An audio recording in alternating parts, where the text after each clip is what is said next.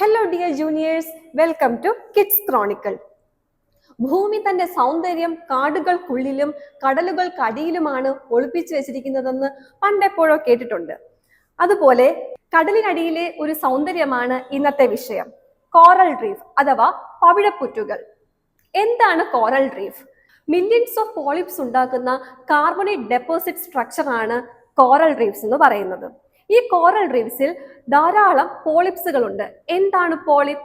Cnidaria വിഭാഗത്തിൽപ്പെടുന്ന ഒരു തരം ഇൻവെർട്ടിബ്രേറ്റ് അനിമൽസ് ആണ് പോളിപ്സ്. ഇവയ്ക്ക് സ്വന്തമായി ഭക്ഷണം പാകം ചെയ്യാനുള്ള കഴിവില്ല.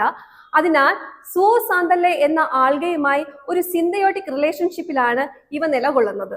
ലോകത്തിലെ ഏറ്റവും വലുതും സ്പേസിൽ നിന്ന് കാണാൻ പറ്റുന്നതുമായ ഒരേ ഒരു ലിവിംഗ് എക്കോസിസ്റ്റമാണ് കോറൽ റീഫ്സ്.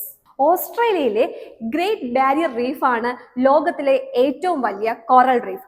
2050 ആകുമ്പോഴേക്കും 90% കോറൽ റീഫും വംശനാശം സംഭവിക്കുമെന്നാണ് കണക്കുകൾ പറയപ്പെടുന്നത്. അത് ഈ വർഷമായപ്പോഴേക്കും ഏതാണ്ട് 50% കുറഞ്ഞു വന്നു എന്ന് പറയുന്നു.